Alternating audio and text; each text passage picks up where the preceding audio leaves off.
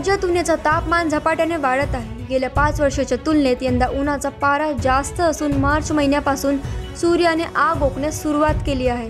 तर मार्च महिन्यात 40 अंश सेल्सिअस प्रमाणे ऊन होती आणि तसेच मे महिन्यात देखील उन्हाचं तापमान वाढणार आहे असा इशारा तज्ज्ञांकडून दिला जात आहे।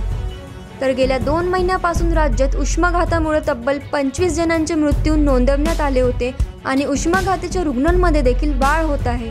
तसेच उन्हाच्या वाढत्या तापमानामुळे उष्माघाताच्या आजाराला वेग भेटला असून बदलत्या हवामानामुळे आरोग्यावर परिणाम होण्याचे लक्षण दिसून येत आहे आणि राज्यातील बहुतांश ठिकाणी कडक उन्हाचा झटका बसला असून शहरात देखील उष्णतेची लाट दिसून आली आहे। शहरात मार्चमध्ये उष्माघाताचे 10 संशयित रुग्ण आढळले होते। त्यामुळे वृद्ध, आजारी आणि लहान मुले यांनी दुपारी 12 ते 4 या वेळेपर्यंत घराबाहेर पडू नये असा सल्ला आरोग्य तज्ज्ञांकडून देण्यात आला आहे। दुपारची ऊन जीव घेणे ठरत आहे। तसेच भरपूर पाणी पिणे आणि थंड बर्फाचे पाणी टाळणे आणि उन्हात बाहेर पडताना लोकांनी आपली काळजी घेणे आवश्यक आहे असे देखील तज्ज्ञांकडून सांगण्यात आले आहे।